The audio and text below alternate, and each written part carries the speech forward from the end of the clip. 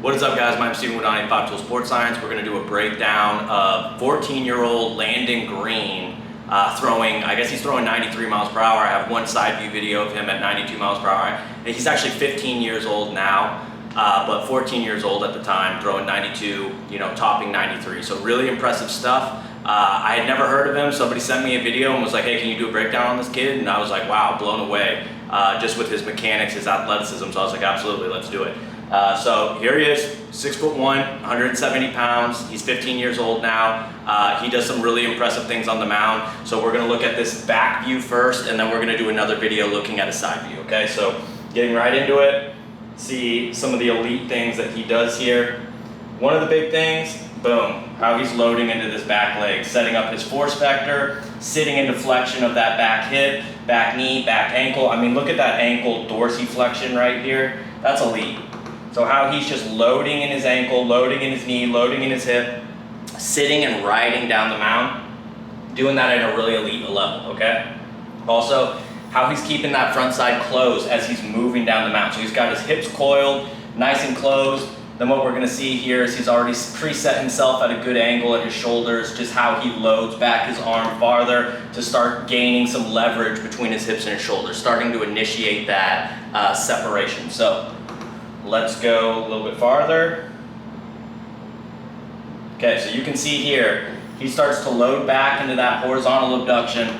He's already started to create the stretch between his hips and his shoulders, and now he's going to initiate that hip rotation right into front foot strike. So he's already starting here his initiation of his pelvis to go forward. His trunk is loading back, and he times this brilliantly. Like it's perfect. How well he's timing his pelvis rotation to his arm cock positioning at front foot strike, and that's really utilizing the stretch shortening cycle and really utilizing that elastic properties, which you can see this kid is just, he's elastic, he's explosive, he's really quick twitch. So let's go forward a little bit more, right into that front foot strike, boom. So there he is, that front foot strike, pelvis is all the way open, shoulders are closed.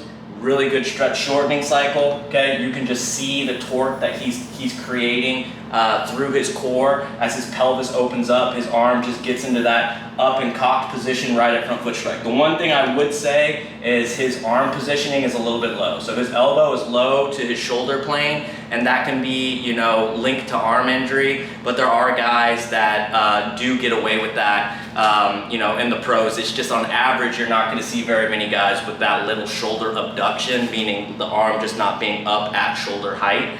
Okay, I mean, guys that have done it, Max Scherzer, Pedro Martinez, so there are some big names that get away with it, but it can be something that's hard on the arm, and it can be something that can affect efficiency and ball velocity. So not saying he needs to change it, but just something to keep an eye on, that as you go farther along in your career, is it, if you're dealing with arm pain or something, that could potentially be a cause. Okay. Arm goes into layback, boom. Right into ball release, all right? Let's take a look at the side view. All right, so here's the side view. Two of the main things from the side view is just gonna be looking at the rotation of his back leg, how quickly he gets that pelvis to rotate into front foot strike, and then his front leg extension and block, okay? So it's kind of hard to see, but you see loads into that pelvis, all right? Loads into that flexion. Then he's gonna rotate his back hip into this front foot strike, boom. And you can just see he's got that hip all the way rotated, the shoulders closed, and he's just maximized his hip to shoulder separation at that point, okay? I know this isn't the best side view, but I like this one because it's actually showing velo at 92 miles per hour. So maximizing separation, spinning that back hip really well now as he goes through shoulder rotation, elite arm path, other than that elbow being a little bit low, goes into layback, goes forward, there's release. He's actually a little bit late on that front leg extension.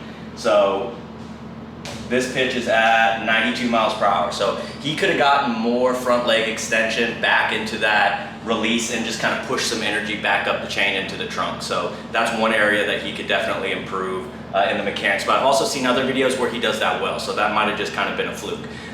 Biggest thing for him, just staying healthy. I mean, 14, 15 years old, throwing 92, 93. I've even seen some reports up to 94 miles per hour. Just stay healthy. At that age, when you're throwing that hard, the temptation is just going to be to overthrow. People want you to throw at showcases. People want you to throw in tournaments and throw. Just have a really good plan on throwing, using wearable tech, using dynamometers to measure fatigue, measure arm strength, and have a set plan about how much you're going to throw. So that's like what I like about like dynamometers and having a technology to kind of make more educated decisions around throwing, is you're going to be able to be like, man, you know, my strength levels are down, it's showing that I'm fatigued, I'm gonna bump my throwing today. Don't come back the next day, retest it. Hey, it's still showing I'm fatigued, I'm gonna bump it again. Come back the third day, boom, I look good. All right, 15 pitch pen, 20 pitch pen, 25 pitch pen, whatever it may be. So just having better understanding about when you should throw and when you should pull yourself back. Fatigue is like the leading cause of injuries, 36 times more likely if you're throwing fatigue. So you need this technology to understand when you're having neuromuscular fatigue, when you need to back off, when you need to push yourself, if your arm has the required strength levels it needs to handle that 92, 93, 94 miles per hour. Because as he gets older, he's just gonna keep throwing harder. At 6'1", 170, he's got more muscle mass that he can put on, so he's gonna get bigger, okay? He's gonna run faster. I think his 10-yard dash was only like a 171. That's good, but that's not like elite. So as he gets bigger, he's probably gonna get faster and throw even harder. So he really needs to stay on top of his training, stay on top of his arm care, stay on top of his throwing, and have a really good plan to keep that arm healthy, because velocity is the #1 cause of arm injury. Fatigue is probably right behind it at #2, so you really need to stay on top to keep that arm healthy. So wishing nothing but the best, man. Hope you have an awesome career. From the looks of it, man, you're gonna be a stud. So Landon Green, guys, this is a guy that you need to keep your eyes on. He's gonna be special.